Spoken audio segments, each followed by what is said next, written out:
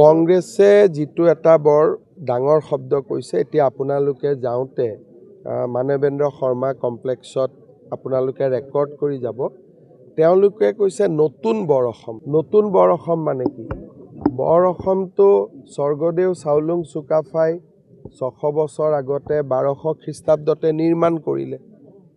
নতুন মানে কি?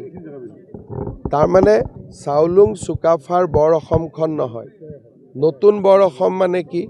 যে অবৈধ বাংলাদেশীসকলক সংযোজন কৰি তেওঁলোকে এটা নতুন বৰ অসম নিৰ্মাণ কৰিব খুজিছে। মই আজি ইমান দিনে দেখা নাছিলোঁ। আজি ইয়ালৈকে আহোঁতে ফট কৰি ৱালখনলৈকে মোৰ দেৱাল লিখনটোলৈকে চকু গ'ল আৰু ইমান এটা ডেঞ্জাৰাছ ৱাল লিখন লিখি থৈ দিছে, আপোনালোকৰ কাৰো চকুত পৰা নাই। এইটোৱে ডাঙৰ কথা। বৰ অসম নহয়, নতুন বৰ অসম। মোৰ যদি ভুল হোৱা নাই এতিয়া আপোনালোকে গৈ চাব পাৰিব। এইটো এটা কিমান ডাঙৰ কথা।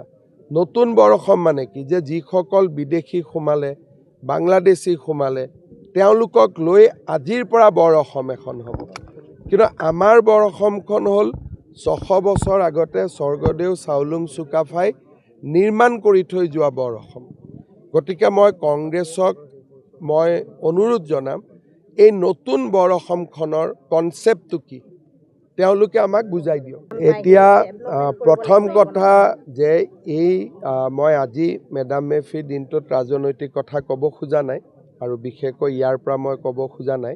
খালি মই এটাই কথা বুজো যে আমাক লাগে স্বৰ্গদেউ চাওলুং চুকাফাই নিৰ্মাণ কৰি যোৱা বৰ অসম। নতুন বৰ অসমৰ আমাক প্ৰয়োজন নাই। ইয়াতে